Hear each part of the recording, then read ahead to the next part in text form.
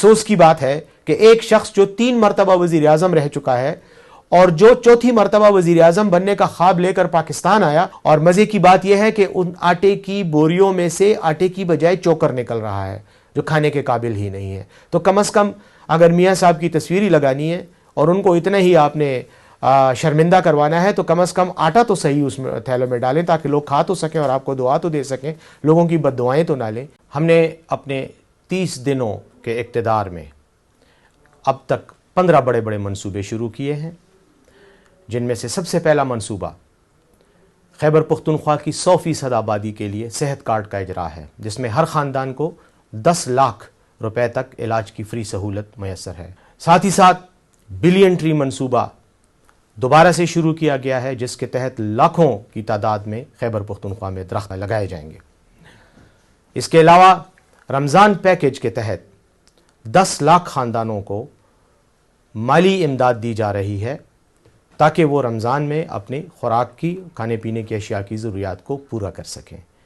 ایک اور منصوبہ Peshawar D I Khan motorway کا، اس پر بھی کام شروع ہے، اس کا اعلان ہو چکا ہے، کام شروع ہو چکا ہے. وزیر اعلیٰ خیبر پختونخوا الیمین گنڈاپور صاحب نے پشاور انٹر ٹرین سٹی منصوبے کا بھی اعلان کیا ہے. تو پولیس کی کیپیسٹی بلڈنگ کے لیے، ان کی استعداد اور صلاحیت کو بڑھانے کے لیے ایک اسپیشل فنڈ جو ہے وہ ایلوکیٹ کیا گیا ہے، جس سے پولیس کے مورال میں بھی اور ان کی استعداد میں بھی خاطر خواہ تبدیلی آئے گی. چونکہ عید قریب آ رہی ہے، وزیر اعلیٰ خیبر پختونخوا نے عید پیکج کے نام سے 1 لاکھ خاندانوں کو مالی مدد دینے کا اعلان کیا ہے تاکہ وہ عید کی خوشیوں میں شریک ہو سکیں. خیبر پختونخوا کے بڑے بڑے ہسپتالوں میں لیور اور بون میرو ٹرانسپلانٹ، یعنی جگر اور بون میرو کی ٹرانسپلانٹ کی سہولیت کو بھی اب مزید بڑھایا جائے گا. یہ تو تھے ہمارے خیبر پختونخوا کے منصوبے. 30 دنوں میں پاکستان کا سب سے چھوٹا صوبہ، پاکستان کا سب سے غریب صوبہ پنجاب نے اور پاکستان کی وفاقی حکومت نے 115 ارب کے قریب تو ہمارے بقایا جات دینے ہیں جو اب تک نہیں دیے اور نہ ہی کوئی دینے کا ارادہ رکھتے ہیں.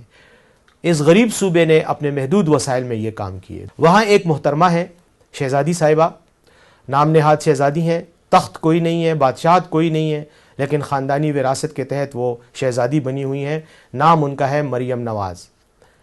وہ ہر روز نئے کپڑے پہن کر 30 لاکھ روپے کے جوتے پہن کر فوٹو شوٹ کرتی پھر رہی ہیں. مرسیڈیز یا BMW جو کروڑوں کی گاڑیاں ہیں ان میں وہ سفر کرتی ہوئی آتی ہیں اور 100 روپے کا پودا لگواتی ہیں، جس پر 2 کروڑ روپے صرف اشتہارات پہ خرچہ آتا ہے، اور یہ غریب عوام کا خرچہ ہے. کاش وہ محترمہ یہ خرچہ اپنی جیب سے کرتی تو پھر مزہ آتا. لیکن بہرحال ڈرامے بازی میں کوئی اداکار اپنی جیب سے خرچے نہیں کرتے، ہدایت کار ہی کرتے ہیں.